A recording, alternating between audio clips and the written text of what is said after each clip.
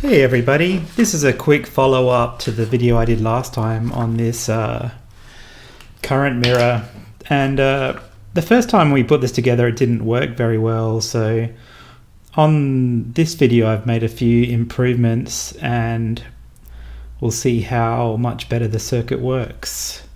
And the first thing that I've done is I've added a couple of resistors onto the emitter of these transistors, and each one of these is about 1 ohms, and the purpose of these is to provide a little bit of negative feedback to the circuit so it doesn't depend on the gains being matched quite so closely. The reason these provide some negative feedback is the more current that flows through these resistors, the higher the voltage at the emitter, which means that the base emitter junction sees less voltage, so the transistor turns off slightly. So bigger voltage here turns this off, smaller voltage here turns this on, so that's applying a negative feedback. The second change that we've made is I've bolted these two transistors together with a small silicon insulator in between so that they should stay the same temperature, and that will help keep the gains the same and prevent them from entering thermal runaway.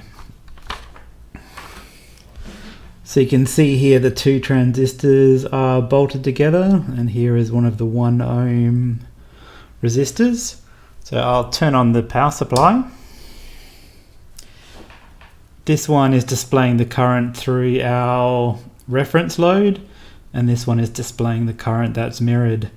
You can see right away we've much closer mirroring, in that we've got about 2 milliamps difference. Another big difference is you can see that the mirroring transistor isn't entering thermal runaway where the current was increasing higher and higher. It's a lot more stable this time around. So just to prove that it is mirroring, let's swap out our load resistor with a different valued one. So we've got a larger resistor here, so we expect the current to be smaller,